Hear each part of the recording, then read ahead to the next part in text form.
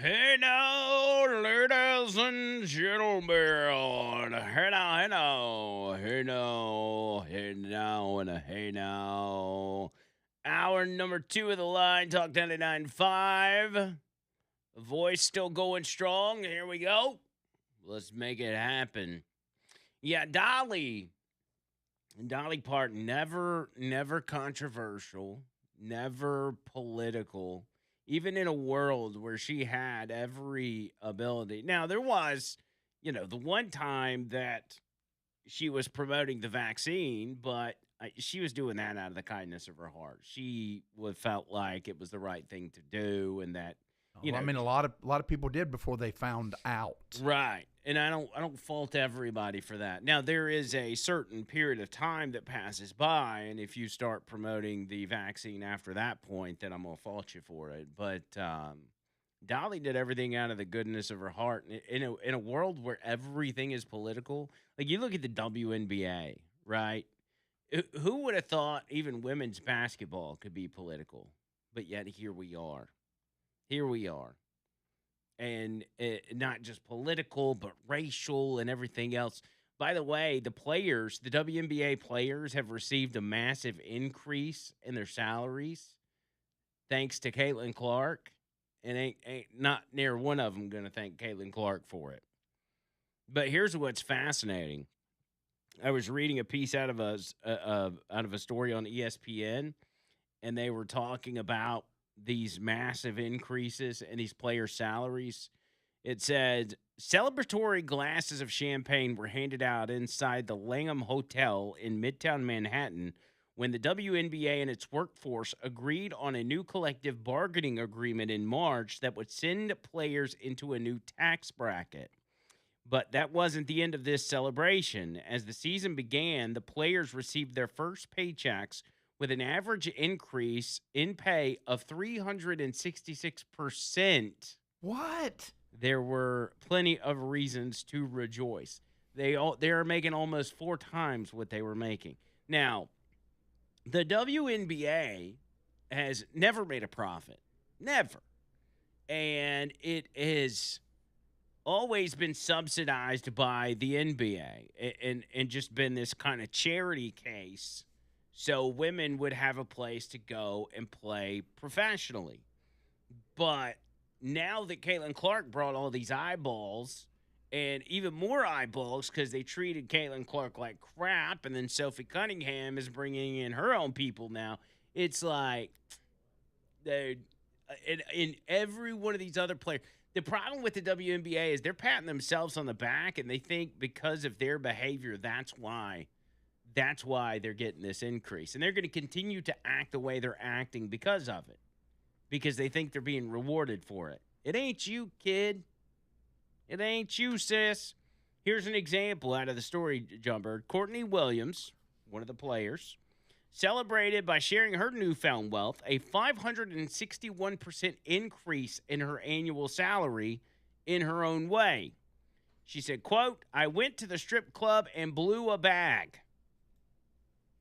She says, quote, no, I'm being dead serious. Like, that particular strip club will never see me for the rest of my life. Like, I did too much in there. Man, they probably know me by my name. So, Caitlin Clark, who's getting beat up by the WNBA as being kind of a, all American girl out there just killing it with, just amazing talent. I mean, it gets better and better. She's putting Jordan moves on those women. And then these other players are like, yeah, I took all my new money and I went to the strip club and spent $10,000 at the strip club. It also reiterates the fact that there's men already playing in the WNBA. All right, Brittany Griner. I mean, come on, you've got WNBA players making a bunch of money and they're going and blowing it at the strip club. Obviously a dude. Obviously a dude. Well, there are probably some women that have gone to the strip club too. I'm just saying, you can look. You can do the eyeball test on many of these players, and it's obvious that they're not female. So But anyway, back to Dolly. I digress. I got off on a I love tangent that. I there. digress. I digress. There was another one I saw. The first time I ever seen this. Dolly Parton on the Johnny Carson show. This was September 19th, 1979. And she goes on to thank Johnny Carson because ever since she had first appeared on his show, her career then took off. And she admired him and viewed him as one of the main reasons that she got so popular. So she went on and had this what I felt like was an amazing interaction. It's a song you said you made up. Well, I wrote this song because it's been real good for me ever since I started on your show. And you said one time, once I got to be real famous, I probably wouldn't come back on the show, but I always will. I'm here about as much as you are.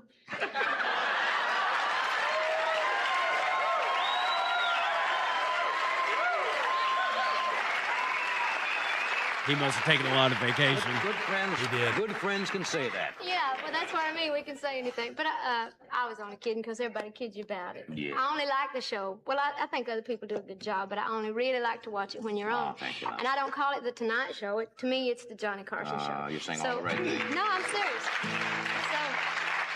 You want me to hold that for you? no, I'm going to pick it a little. As good as I can with these nails. But it's all in the words, and it's, I think it is. Now, it's not supposed to be too serious, so. I have come a long way from the hills of Tennessee, and I've worked hard to make the folks back home real proud of me. Now everybody knows my name, no matter where I go, but I never really made it till the Johnny Carson show. Dreamed of stardom since I was just a kid. $1 million dream beneath this $13 wig. In my bell-bottom jumpsuits with my rhinestones all aglow, I became an overnight success from the Johnny Carson show. From polyester paradise to silk and satin frills, from a 48-foot mobile home to a mansion on the hill, from moonshine to rare wine, from a Packard to a Rolls, but I never really made it till the Johnny Carson show. Now there's only one small problem. Sometimes I get disturbed. The folks sometimes get me confused with Monty Rock III. But still I think it's worth it, and I just thought you should know that I'll always owe a special thanks to the Johnny Carson show. I went from pop beads to diamonds, from car coats to fur, from Kmart to Gucci's, from here no telling where, from hillbilly heaven to a penthouse on the coast, but I never really made it till the Johnny Carson show.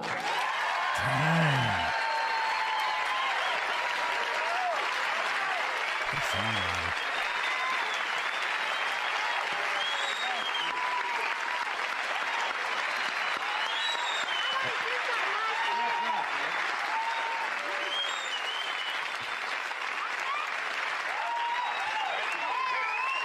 And just watching her face, like her mannerisms and everything. Keep going, keep going. I started saying if they like it that good, it may be in my That next could be single. a bullet on the charts next week. Could be a hit with a bullet. Hey, Yeah. that's real sweet of you. Thank you. Well, I just want to do something nice for you because I really do feel like you have Well, helped my career If I as tune much in as some any- other show and I see you take my name out and But put I some other won't. name in it, you know, on the Regis Philbin show, you know. I won't do Murphy that. Griffin Yeah, show. the Murphy Griffin show. No, no. I won't do it. I might put Barbara Walters' name in Barbara there once. Walters and do this just once. No, but that's your song. I won't sing that no other way. Record. She's just amazing, man. She is amazing.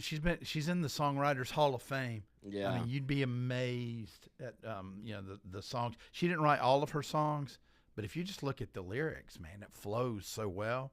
Tells the story. We went to when we went to Biloxi, we went to the Hard Rock, and when you walk into the main lobby towards the casino, they've got these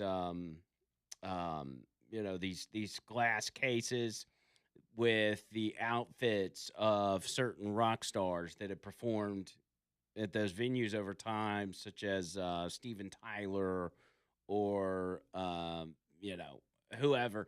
And there was a Dolly Parton outfit there in one of those glass boxes. I took a picture of it and sent it to my sister. She's a big Dolly Parton fan for a long time, and uh, you, I don't even think. I mean, I've always known Dolly Parton, and I kind of associated Dolly Parton with Tennessee, and my love for Tennessee and everything else, and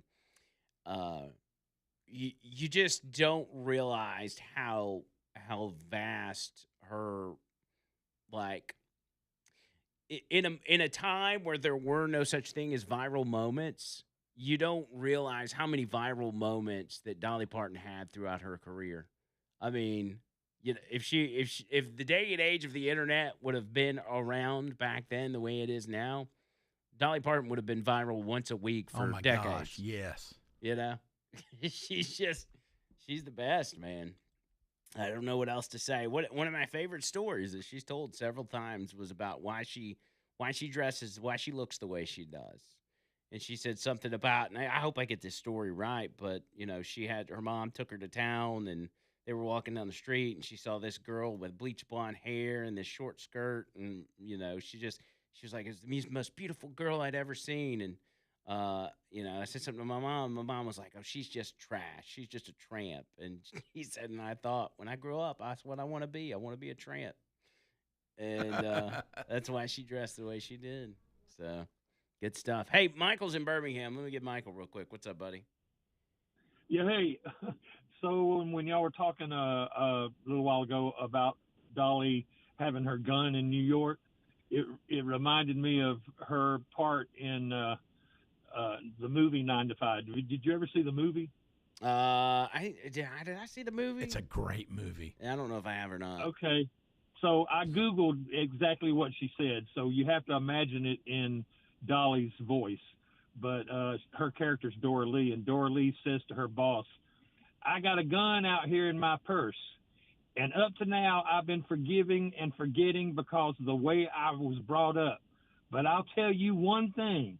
If you ever say another word about me or make another indecent proposal, I'm going to get that gun of mine, and I'm going to change you from a rooster to a hen with one shot."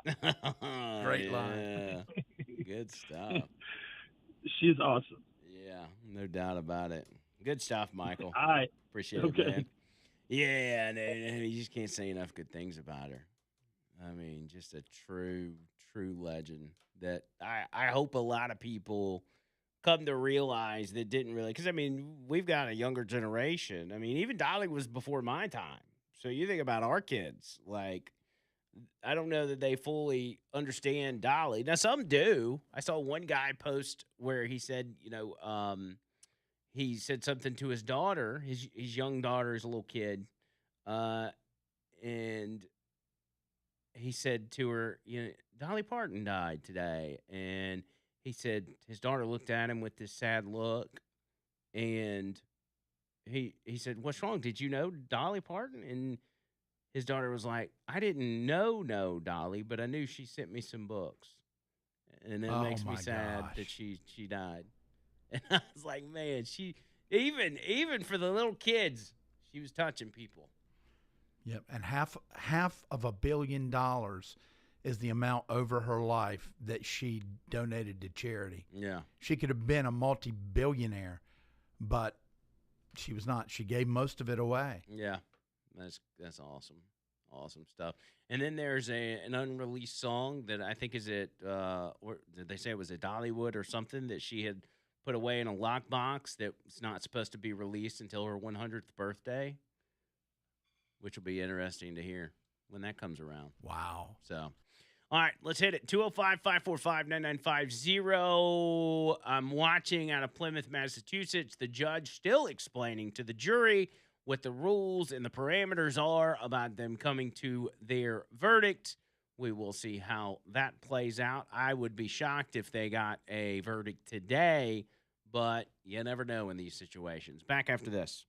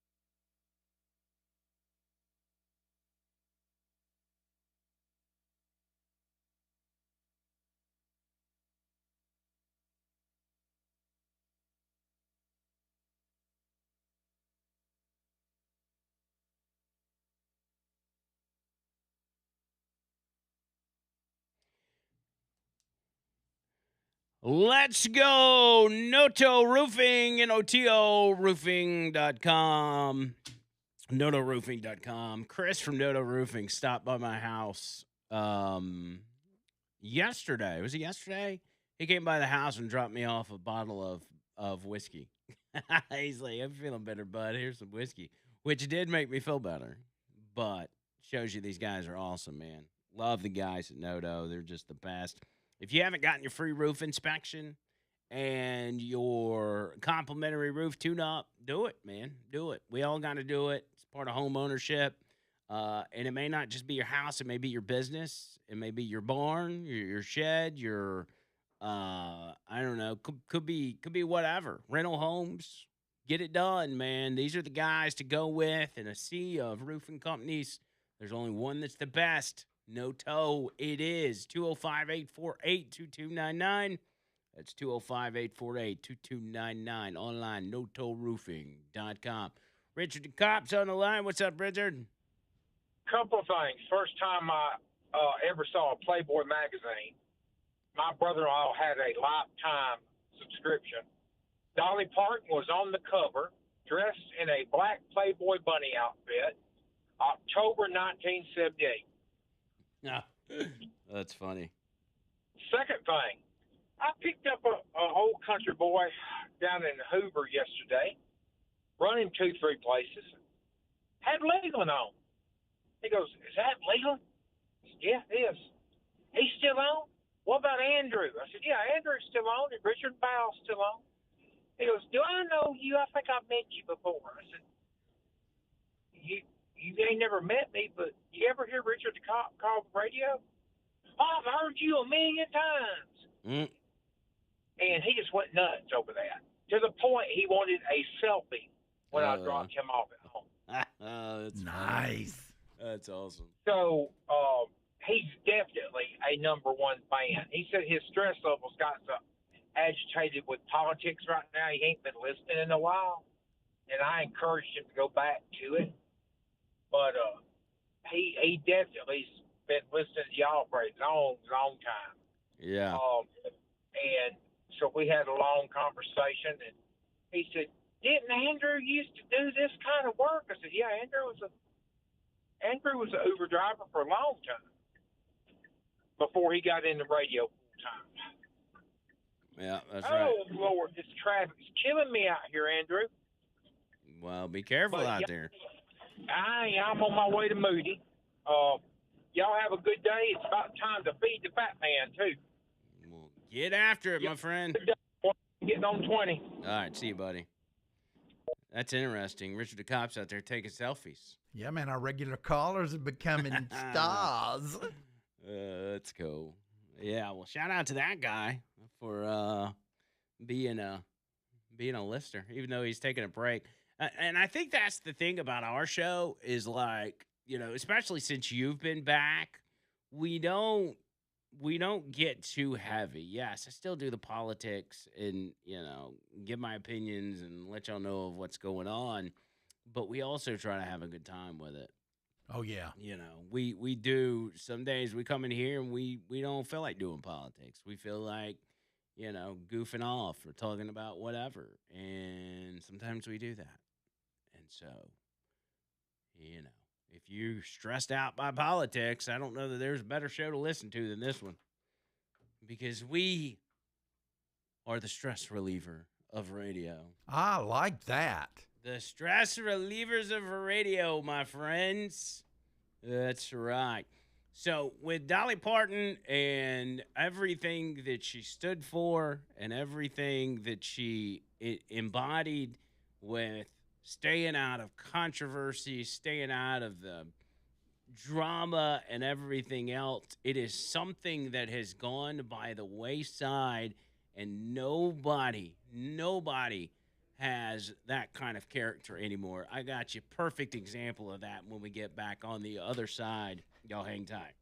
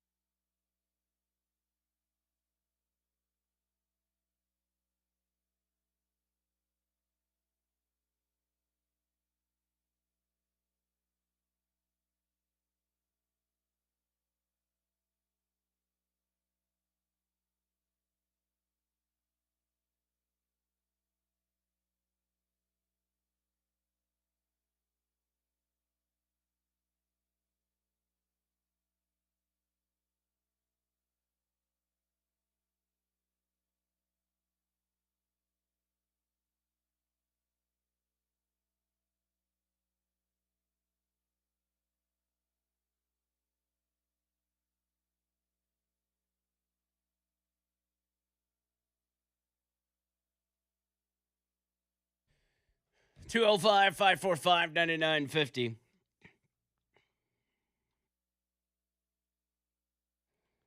So what would be the epitome of the opposite of Dolly Parton would be this Jelly Roll situation.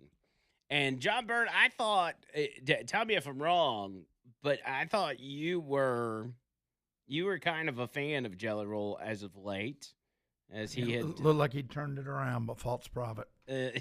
but, well, and there was also, and I never looked into this stuff, but I had seen rumblings of it. People saying that he's not what he says he is, and he's obviously the guy's got a lot of baggage. He used to do some dirty, low down stuff, been in prison, but on the outside, he was going to visiting prisons, and he was seemingly doing things that were like, what you would do if you turned your life around. Right. He's on the, on the red carpet and on the award stage and professing his faith in Christ and all this kind of stuff. And hey, I'm not going to judge anybody's faith. I think it's a good thing that you're putting that out there, for people. But he also became a big star on the country music scene as country music has evolved over the years. Right. And accepted people like that. Used to that would never fly, but country music's much different now than it used to be. And it is amazing to me what, unlike Dolly Parton, who would have never, ever done anything like this, Jelly Roll takes up an invitation to be on Jimmy Kimmel, not as a guest, but as a fill-in host, because Jimmy Kimmel has taken some weird absence, and they're having guest celebrities fill in. And at first, I thought, that's kind of weird. That's a very hyper-political show, and as an artist with, fans of all backgrounds, but I would say being in the country scene, you have a lot of conservative fans that you would, especially with you expressing your faith as of late, you have a lot of conservative fans. Why would you associate with Jimmy Kimmel, much less do his show? But I said, okay, well, maybe he's going to get on there and he's just going to be funny and make jokes. But that wasn't the case, because Jimmy Kimmel's writers didn't take a vacation, apparently, with Jimmy Kimmel. They stayed there. And Jelly Roll got up there and read off all the jokes that, of course, are always on Jimmy Kimmel's show centered around Donald Trump. And he starts off talking about, or making fun of, the way Donald Trump was waving the green flag at the Freedom 250 IndyCar race on Sunday. Listen. And there's Donald Trump, who apparently has never held a flag before. What a job that. How do you up waving a flag?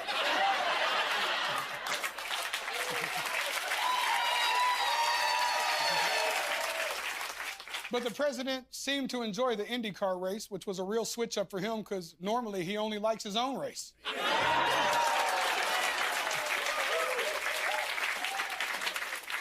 Trump also drove around the track in his motorcade doing what they call the lap of honor, which sounds like a loyalty program at a strip club. 5% cash back in the champagne room for all lap of honor members. Sadly, those are the only laps Trump's been doing lately. According to the Washington Post, a lot of doctors are worried about the president's weight. After his last physical, we found out Trump gained 14 pounds, which means he's now tipping the scales at almost 240. It's crazy. Think about this, y'all. In the last few years, I've lost 300 pounds.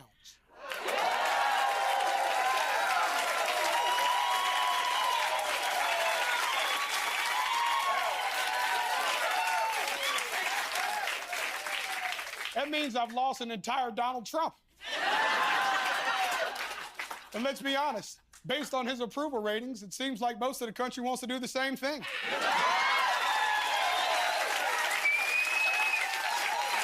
Now listen, we should take it easy, y'all. We shouldn't be making fun of the president for his weight, because we know that he would never do that to other people. I don't speak badly about somebody's physical disability.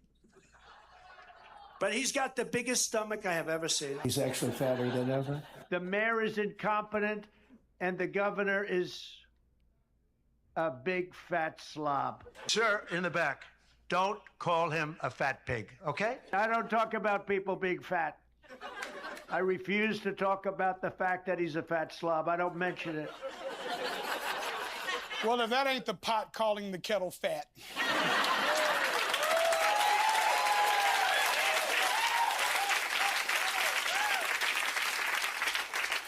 Well, Mr. President, from one fat pig to another, take it from me that physical fitness is very important. And trust me, you'll be happy to see your penis again. Okay.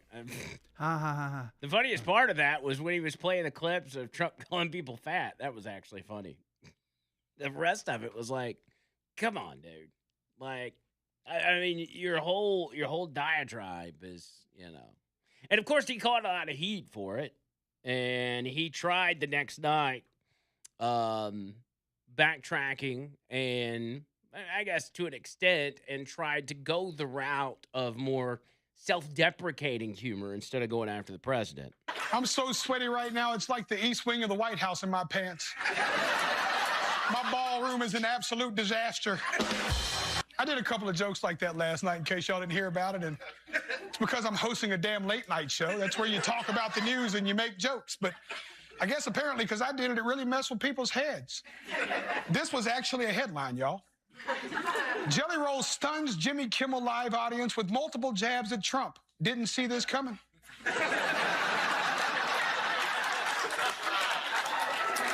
I have to say, as a former felon, a drug dealer who has lost 300 pounds, has tattoos all over his face, and won 3 Grammys,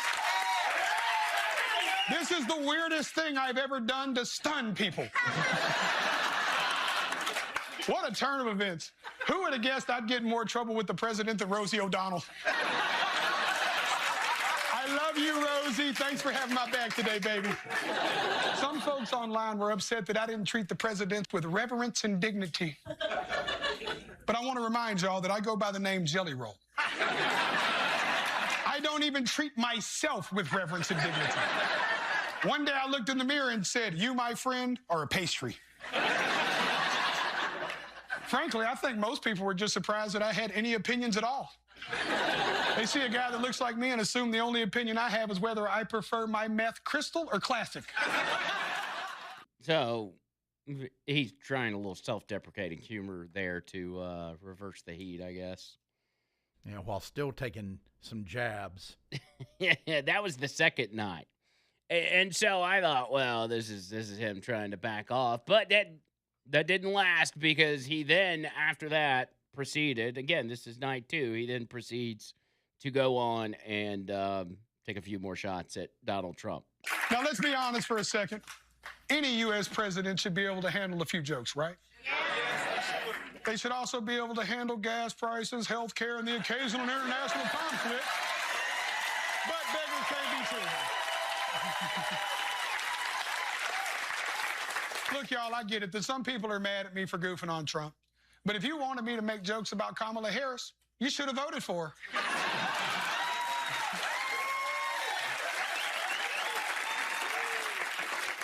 So for those who threatened to stop listening to my music based on my comments last night, I just want to say with conviction, go right ahead, because I'm going to keep speaking my truth or my name isn't Post Malone.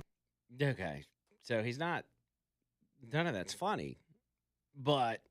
So he doesn't realize what he's done by that last statement. It's almost, because I don't trust Hollywood or the music industry or the entertainment industry at all. And I do believe that there are humiliation rituals that they put these people through. But I also believe that once you get so big, in this case, the music industry, the powers that be are not going to let you go along and just be what you want to be. Be yourself. They're not going to let you do that, especially if yourself is opposite of what they believe, which is, you know, belief in your faith, belief in Christianity, a belief in, you know, staying apolitical. They're not going to let you do it. They're going to say, if you want to maintain this level of of stardom, you're gonna have to do what we tell you to do. And I think maybe that's what happened with the Jimmy Kimmel thing. They said, "Hey, you've got to go do this Jimmy Kimmel appearance if you want to survive in this industry." That's, in other words, it's selling your soul to the devil, is what that is. That's kind of where that phrase ends up.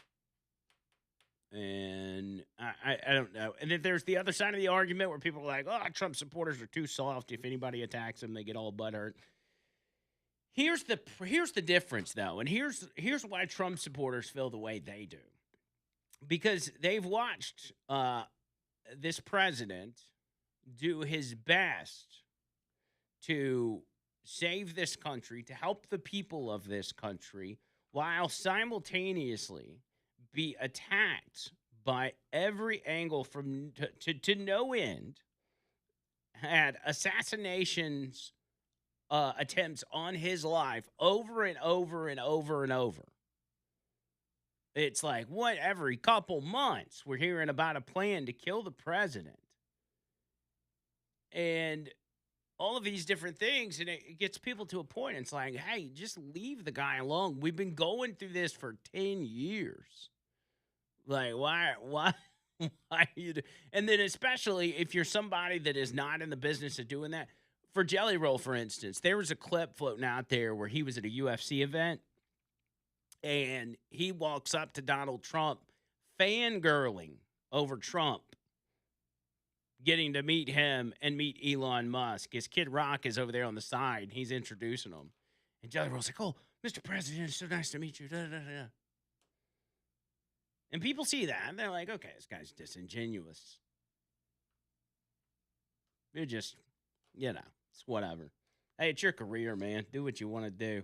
I've always had this stance, like, whatever you want to do, if you want to do things that endanger your career, be my guest. But if you want to be a smart businessman that is, trying to generate the most success you possibly can, this ain't the way to do it. This ain't the way to do it, cuz. 545-9950. That's 205-545-9950. More show coming up.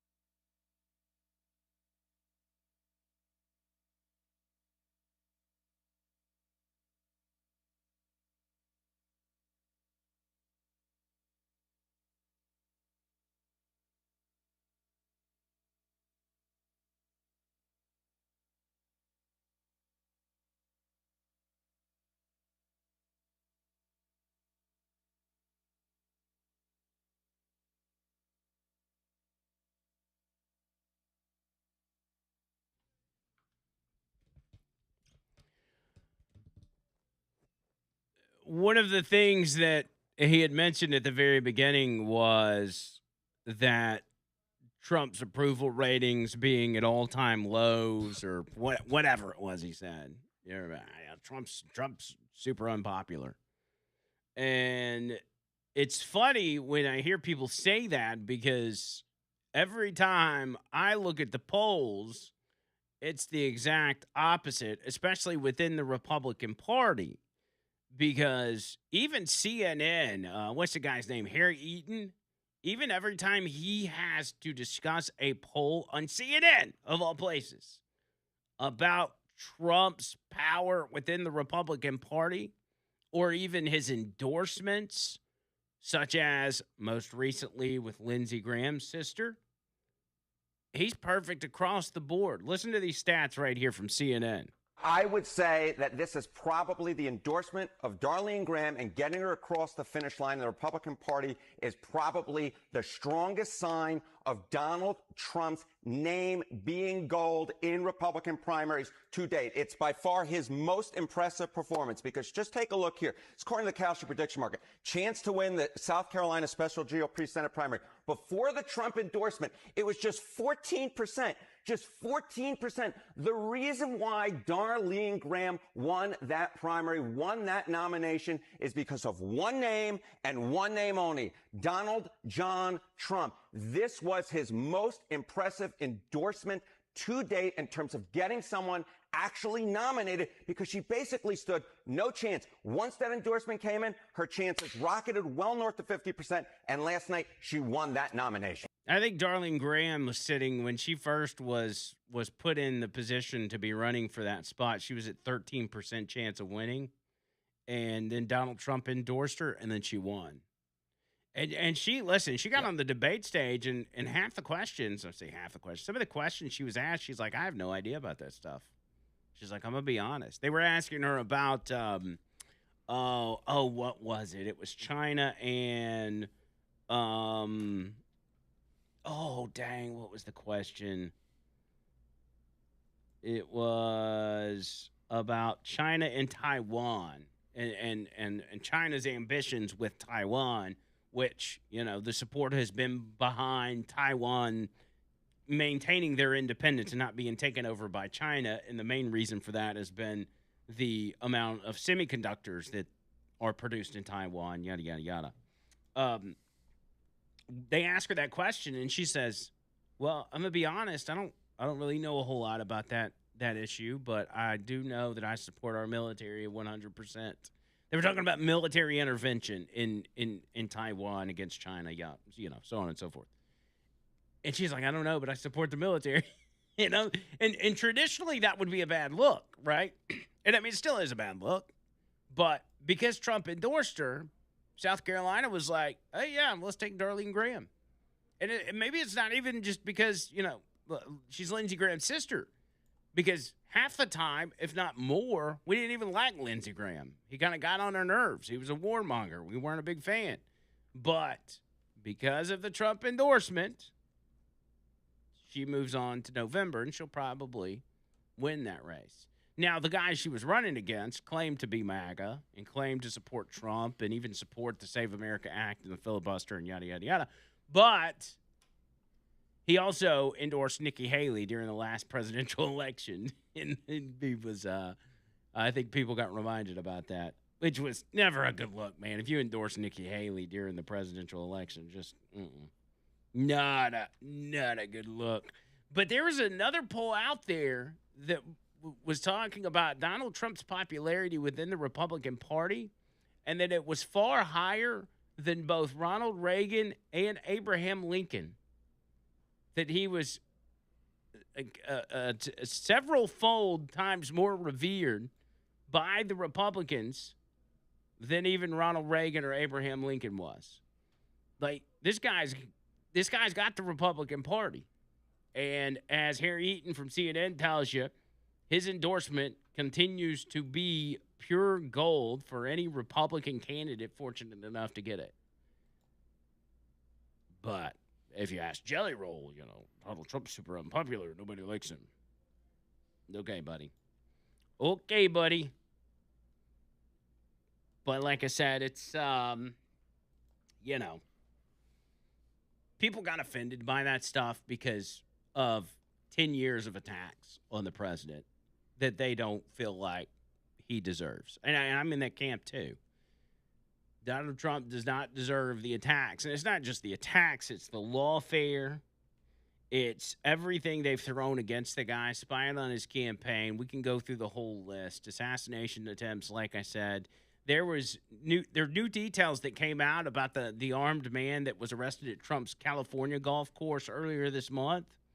Apparently, this dude was in possession of firearms. He had a copy of Melania Trump's schedule.